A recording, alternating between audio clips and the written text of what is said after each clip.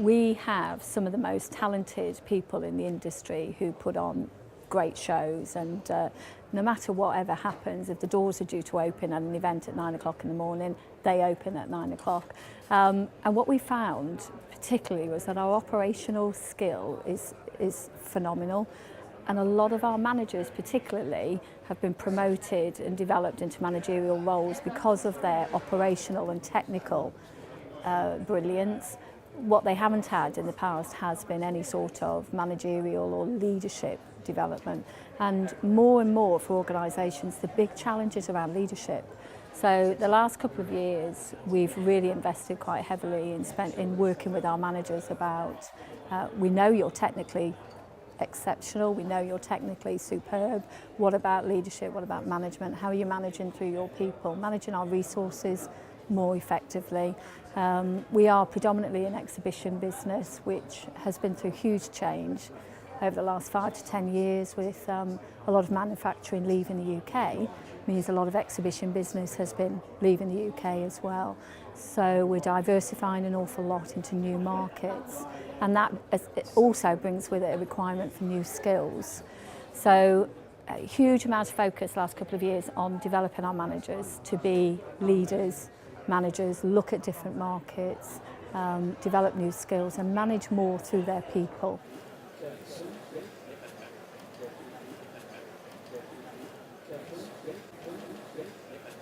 One of the speakers earlier today talked about the fact that over the last year or so, HR seems to have risen in terms of its credibility, and I have no doubt that that's true. The recession has had an impact on HR, but what it has done is provided a great opportunity for us to show what we're exceptionally good at. Many businesses have been going through restructuring programs, change programs. HR people are good at managing and leading those sorts of programs. And a lot of colleagues that I talk to feel in a different position now. They feel in a position of kind of strength within an organisation that they've been able to show where they've got really strong skills. The key for us now is to continue with that and to make sure that people who have come to the table over the last year or two stay there.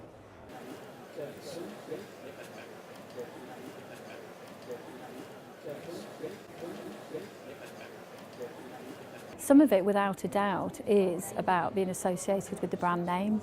The NEC as an organisation is high profile in this region, and we've talked to staff a lot about that. What does it mean to work for this company?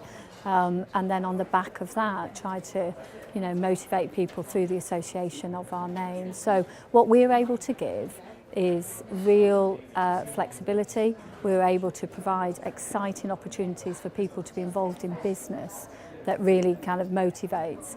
And like I said, be able to be associated with some of the performances and the acts that we have coming here. I think the key is to recognise the brand of the company. So values are critical. Who are we? What do we stand for? What's it about working for our organisation? We did an engagement survey about 2 years ago, and what was amazing was the level of pride that we had in the company. It was over 90%. So what we did afterwards was went out and talked to the staff about, so what is it that you're really proud about being part of this company, and how can we use that actually in recruitment? So when we're out talking to people about joining our business, how can we share with them what it's like to be in this organisation? So the engagement survey was a key start for us to really harness, recognise that we have this high level of pride, and then work from there.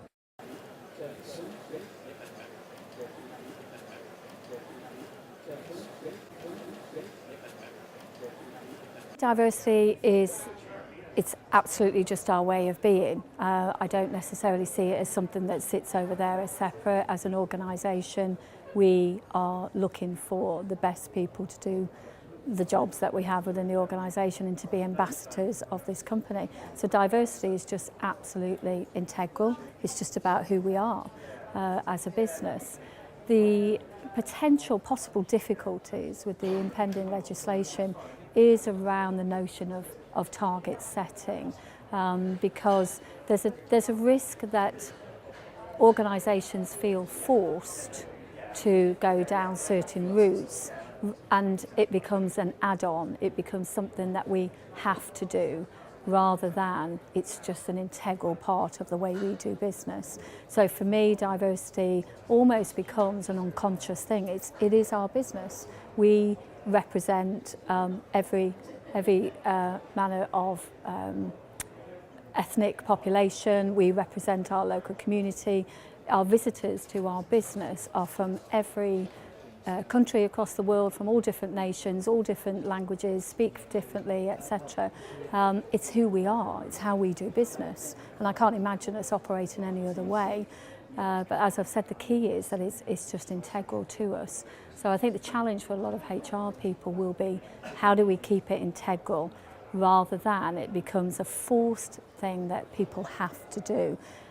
Because for business, that's when we can get difficulty, when we're feeling that this is something that's forced.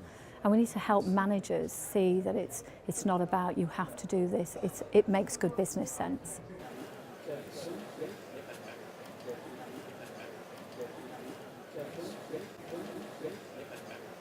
Talent management, resourcing, employment and skills, they're the key things for us. So as we're coming back out of the economic downturn, how are we going to continue to develop our people?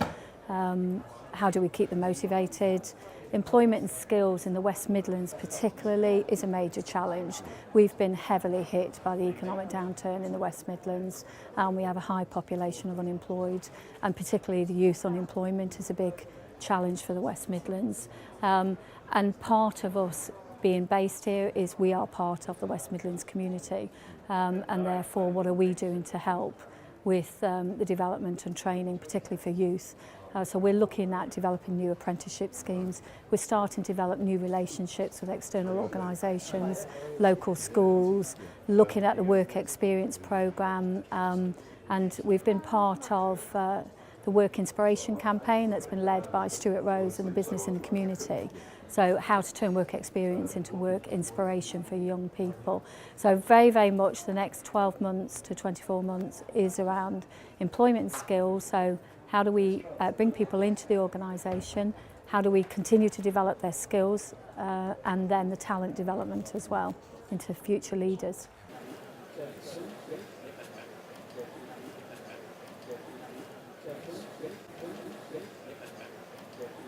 It can affect, but it can affect in a really positive way moving forward. And I guess it goes back to what I said before. I think HR people, HR directors have had a great opportunity to really contribute to the business challenges. And those business challenges for many have been of a negative type, have been around the need to be lean, to restructure, to be fit for purpose, and how to do that with a smaller workforce or a tighter workforce or a more tightly controlled cost for that workforce. And it's what HR people are good at. So we've been able to show that.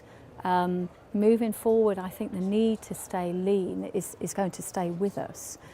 So I think HR directors that are at the table are there to stay, absolutely no doubt whatsoever, because we've been able to show how we can contribute to the business.